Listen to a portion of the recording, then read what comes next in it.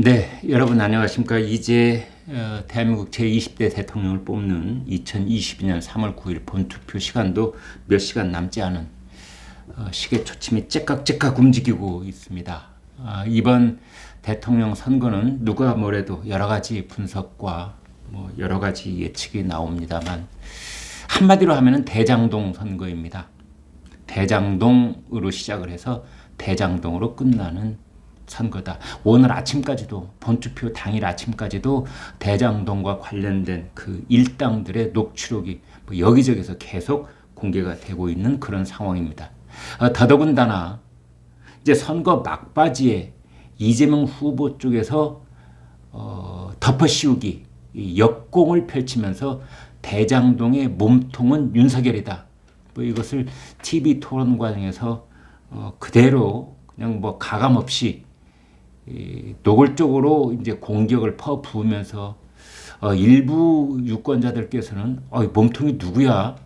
대장동 게이트 윤석열이야? 이재명이야? 난 이재명으로 알고 있었는데 내 생각이 좀 잘못됐나?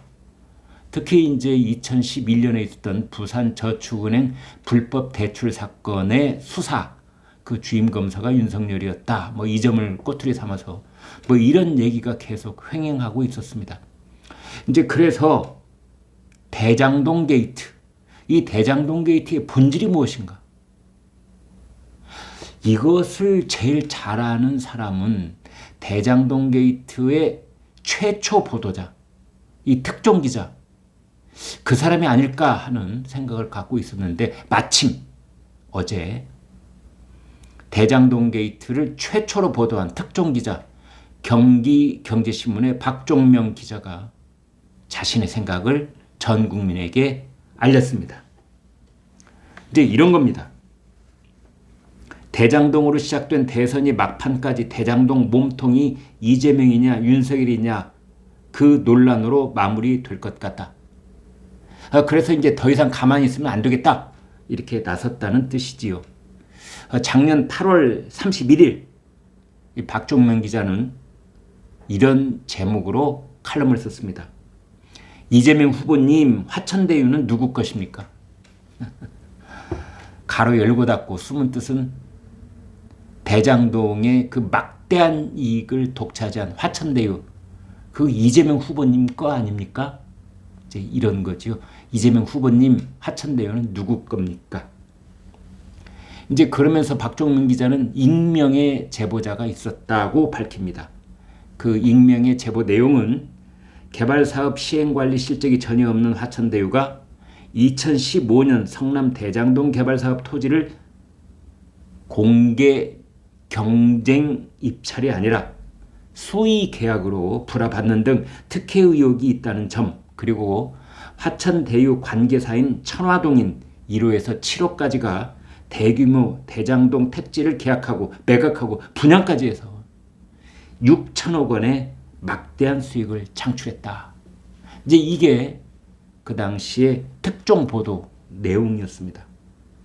그러자 이제 화천대유 사람들이 이 경기경제신문의 박종명 기자를 상대로 정정 보도를 요청한다느니 손해배상 청구를 한다느니 명예훼손으로 형사고발을 한다느니 그게 소란을 피웠죠. 이번에는 박종명 기자의 얘기를 계속 좀 들어보겠습니다. 도대체 누가 제보를 했는가? 이 문제입니다. 이번 대장동 특혜 의혹 논란의 시발점은 민주당 20대 대통령 후보 경선 과정에서 경선 후보의 핵심 관계자가 제보를 해줬기에 사실 확인을 거쳐 국민의 알 권리와 언론의 본분을 다하기 위해 기자수첩 형식으로 기사를 발행하게 됐다. 이런 겁니다. 경선 후보의 핵심 관계자. 그러면 경선 후보가 누구냐? 그때 경선 후보가 10명 가까이 됐거든요. 그럼 그 중에 누구냐? 좀 오락가락할 염려가 있어서 그걸 차단하려고 그랬는지 박종명 기자가 그게 누구인지를 명확하게 할 수 있는 말을 이어갑니다. 분명히 밝히지만 대장동 특혜 의혹은 민주당 경선 과정에서 같은 당 핵심 후보 측에서 이재명 후보가 몸통 후보이라고 제보한 것이다. 핵심 후보. 그러면은 민주당 경선 과정에서 핵심 후보는 누구라고 봐야 됩니까? 아, 그렇습니다. 이낙연 후보지요. 왜? 끝까지 라이벌로 선두를 다퉜으니까. 핵심 중에 핵심 두 사람을 꼽으라면 이재명과 이낙연이죠. 그 이재명 후보 캠프에 있었던 핵심 인사가 제보를 했다. 뭐 이런 뜻입니다. 박종민 기자는 뭐 간접적으로 말하거나 애둘러 가거나 그러지 않고 비교적 직설적으로 그게 이낙연 캠프였다는 것을 얘기하고 있는 겁니다. 당시에 제보자가 이렇게 밝혔답니다. 민주당 경선 후보 중 한 명이 부정부패 세력과 결탁을 해서 대장동 특혜로 얻은 엄청난 수익금으로 자신의 출세 영역을 위한 발판으로 삼고 있다. 이게 누굽니까? 아, 이재명이죠. 2015년에 성남시장이었던 사람. 딱 한 사람밖에 없지 않습니까? 이재명.